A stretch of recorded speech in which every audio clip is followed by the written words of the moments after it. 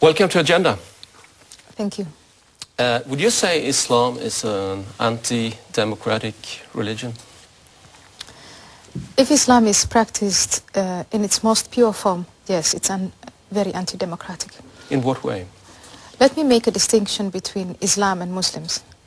In Islam, which I define as the religion founded by Muhammad and which is written in the Quran, how you should practice it, and in the Sunnah or the Hadith, which is the way that the Prophet Muhammad wants Muslims to behave, then in that sense it's very undemocratic because laws are, you can only adhere to the law of God, and secular law is unthinkable.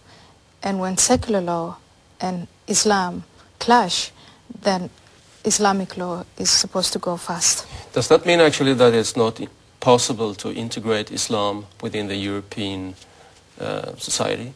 It's possible to integrate Muslims within the European society. If you wanted to integrate Islam, then that means that you would have to rub out a lot of passages from the Quran and from the Hadith, which of course you wouldn't do. But I think the idea would be to teach Muslims to reform their religion in a way that it is adaptable to countries with a liberal democracy. You wrote the script to the film Submission, yes. Which focused on the suppression of Muslim women. What did you actually want to accomplish with that film?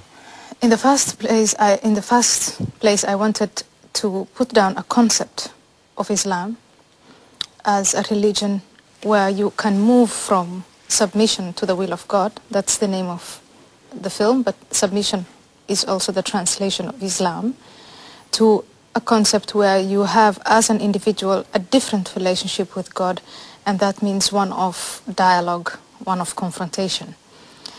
Next, I wanted to show that there are passages in the Holy Quran which are very, very cruel to women and which are practiced. 4 of them. One is the one that says, if you have premarital sex, you should be flogged. That applies both to men and women, but it's much easier to prove with women because once they get pregnant and they are not married, then you have it there.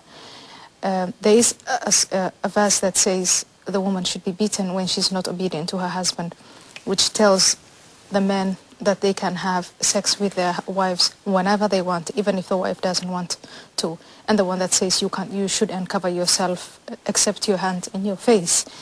And through submission, by putting these passages on the bodies of women and translating that into image, I wanted to provoke discussion on the content and the way it's practiced. But did you have any idea at that time what kind of reaction this film should trigger? Well, of course, I expected the normal reaction of it's blasphemy, it's you shouldn't be writing the Holy Quran on the bodies of women. But I had my answer ready, which was, what is holier? The human being, the woman, or the text? And if the holy text says, beat her, then you have to face that reality. It is written in the Quran. It's practiced by thousands of men who tell their wives, I have a right to beat you. It's a God-given right. And we have to discuss that. As a result of the film, the filmmaker Theo van Gogh was stabbed to death of a Muslim fanatic because of the film, actually. He was stabbed to death, he was slaughtered, and he was shot. He was killed in a very, very cruel way. Do you, in any sense, felt some kind of responsibility for his death? Of course I did, because he was killed, or the direct reason to kill him was because of making the film Submission. So in that sense, I felt and still feel very bad about it. I still feel guilty about it. On the other hand, I don't regret making Submission at all, because the two are different. What I regret is putting Theo van Gogh's name there. When we were making the film, we both decided we are not going to have the faces of the actresses shown, and we are not going to put the rest of the crew on the names of the production team on the title role. But Theo van Gogh insisted that he wanted to do that, and he said, the minute you kill my voice, the minute you say I can't have my own film shown, then in a way I am dead, and he didn't want to do that. And I know it's on hindsight, and I really think it's horrible that he had to die in that way. But I also think he's very brave, and he was very honest and very vocal in saying, we should not be allowed to be shut up. The murderer left behind a death threat against you, a letter stuck to Van Gogh's chest with a knife.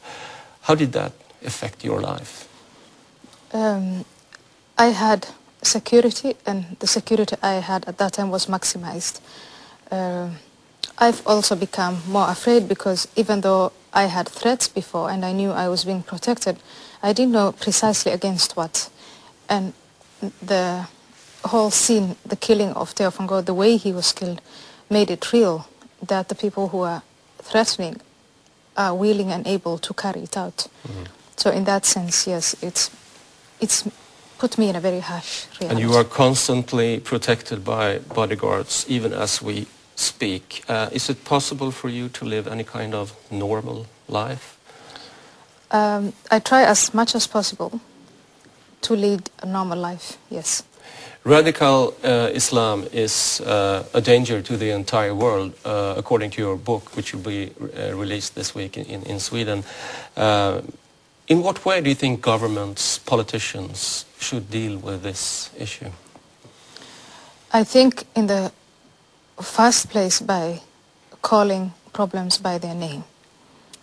If there are radical Muslims who threaten society and they are present in this country, then the first thing is to voice it, to engage moderate Muslims to stand up and fight against the radical section within their community, to recognize that radical Islam is going to undermine the rule of law, and especially for liberals, it's very important to stay far away from theories like multiculturalism that say all cultures are alike, all religions are alike, because that has led to the creation of ethnic and religious enclaves, and it's there that radical Islam thrives.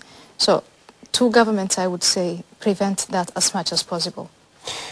As a politician and as a member of the Dutch parliament, are you at all concerned that critical views against Islam will lead to xenophobia and social unrest?